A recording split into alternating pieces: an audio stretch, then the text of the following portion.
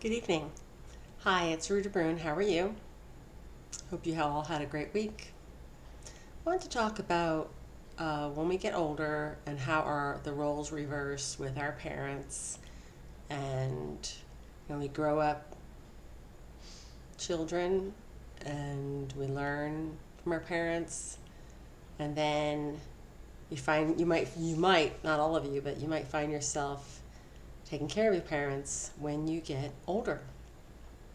And it's funny because the roles definitely reverse, but then there's times when the roles go back to they were when you were a child. And something funny happened this morning. Every Sunday, and partly because of COVID, and also my mom doesn't drive anymore, so this morning, every Sunday morning, she watches the Catholic TV Mass, and it's 9:30 to 10. It's a little bit shortened for holidays. They have a regular length. She watches it every Sunday as long as she remembers. And she was always a regular church goer, especially when she drove. So this morning, I went walking with my friend, my neighbor, had a nice walk. We walked for about an hour. So I get home, I got back in around 9 a.m. and said, I'm jumping in the shower. So I jumped in the shower. So by the time I got myself together, dressed, made my breakfast, so I went in to sit in the front room. We have a large screen TV for my mom because she does have max generation and she can see the television much better. So it was an excuse for me to buy a gigantic television, which I said I'd never do, but she enjoys it and I enjoy it too. And I bought it one Black Friday a couple years ago, and it's actually this gigantic, obnoxious. I'm sure they make bigger TVs now, but it's about a 75-inch. But she enjoys it and she can see better. So she was sitting down, getting ready to watch her TV Mass, which starts at 9:30. So I come in and I think I'm talking a little bit about my walk and having my breakfast. Mass started, and we always talk about where Mass is being taken place because it takes place at they vary the church in the county that we live in the diocese. It's Catholic Mass, and it's all over the place. So, and a lot of the churches, when I first moved to Florida, I dated this guy. Turned out to be a real strange guy, but anyway, we both used to go to church together, and we would go to a different church every Sunday. We went to all the different churches in the area. So she was like, "Which church is this being filmed at?" And so I told her which one, and it's one I was familiar with. And so anyway, so church started, and she's watching church, and I don't know, I was playing with my phone and having my breakfast and started gabbing. So my 88-year-old mother turns to me and says, "Quiet, I'm trying to watch the Mass. I shouldn't have invited you to watch Mass with me. Shush." So here I am. I just kind of, and it brought back these memories of when I was a kid. And so I said to her, "Well, do you want me to go in the other room? I can go in the other room and have my breakfast." She goes, "No, no, no, just want to watch my Mass." I said, "All right, I'll be quiet." So it reminded me when I was a kid and used to fidget in church. I can remember playing around in the pew, and there were wooden pews, and they would, I think people used their fingernails, or I don't know if they used car keys. Sometimes there would be little carvings on the top of the bench, and I was always following the carving with my finger. And I remember being really bored, wasn't quite listening, and she would always be like, "Stop that! People are going to think something's the matter with you. Pay attention." Whack! She never hit me, but it was more of a touch. So anyway, In that church, and I was talking to my sister about this, I think it was yesterday or today, I can't remember. We had a fire and brimstone reverend. He was a priest, but he was like the reverend or something. He was a pretty high ranking. He used to scream at us for no reason, and that would be part of his sermon. And I can remember when I was little thinking, why are we being screamed at? What did we do? And I can also remember thinking, so I wasn't paying attention to what he was saying, it was more just being screamed at. The volume and the tone.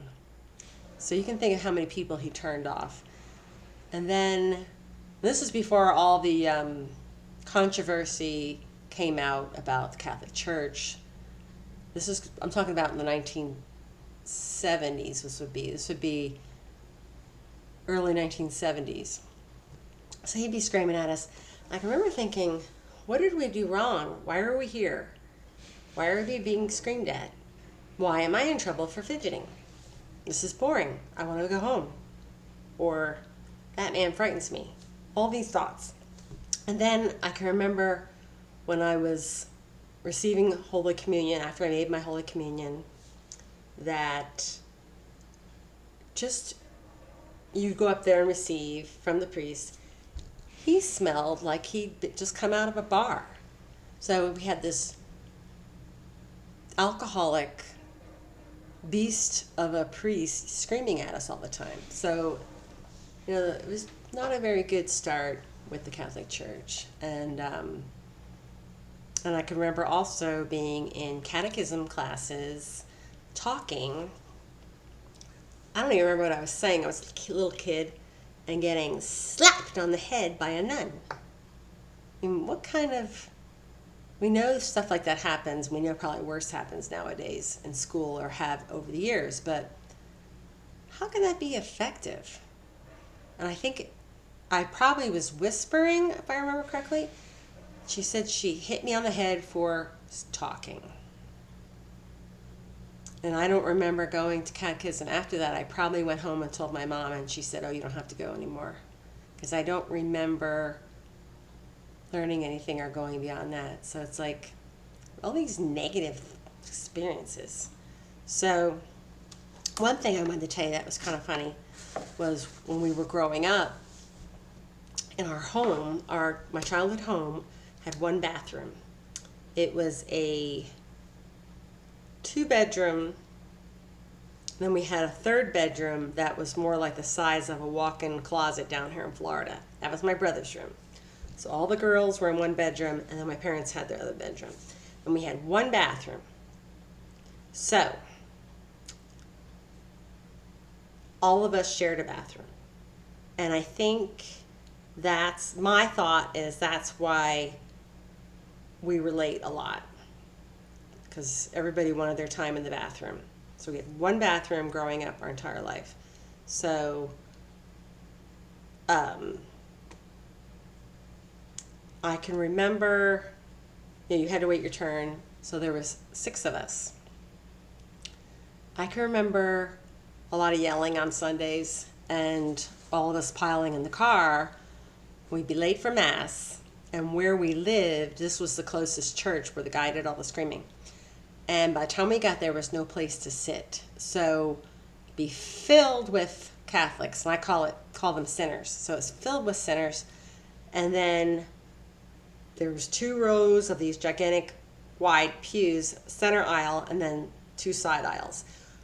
Everybody that was late would be standing up on the side aisles. And there also was a balcony, but I think there was mostly like choir and stuff up there. I can't remember if there was people up there. I think it was, I don't remember. So anyway, we'd be lining the sides. So we'd come in late, and then it got to be where we would just follow our parents, follow their lead. And it was like crazy mass exit when you left church. Big traffic jam, kind of like getting out of a concert. So I remember we'd file in late, listen for a while, receive communion, and we'd follow my mom and my dad. So that we would file in late, receive communion, and then as we were going back, we wouldn't go back to where we were standing. We would just keep going and go out the door. So Some people refer to this as cheater mass. We didn't think of it like that because we were there for the most important parts. So receiving the body and blood of Christ was, of course, was the most important part. So we got there late and left early. And a lot of people tease me because I tend to be behind schedule a lot. And I don't know. I think growing up in a house with one bathroom and 6 people, that might have been where it all started. I probably was low man on the totem pole, and by the time I got in there, So, and then habits form, and being a poor sleeper. So this kind of made, I think, a pattern in my life, which, hell, I'm okay with it. I mean, I get the job done, especially when I go to work. I get the job done, I'm focused, I'm not a big chatter, but I tend to be tardy. And I can remember my ex-husband used to tease all the time, but he didn't realize he didn't think about it or didn't give me any credit. There was only one bathroom. I mean, you want me to get ready? You want me to be ready or be not ready? Do you want me to be clean? Do you want me to get, I gotta wait in line. So I was always a little late for him, but too bad, so sad. Anyways, so I got in trouble today by my 88-year-old mom for being noisy during TV mass. And I just thought that was hysterical. So then my husband comes in after I settled down. He was gabbing about something on the news. Then he leaves. I turn to my mom. Why didn't you yell at him? And she just giggled, hee hee hee hee, like all mischievous like. So, I guess because I'm the daughter, I'm the baby, I can still get in trouble. And you know what? I don't regret a minute because I love my family and I love my mom and we have a great relationship, and I don't care if I'm still young enough to get in trouble by my mama. Anyways, talk to you later. Bye.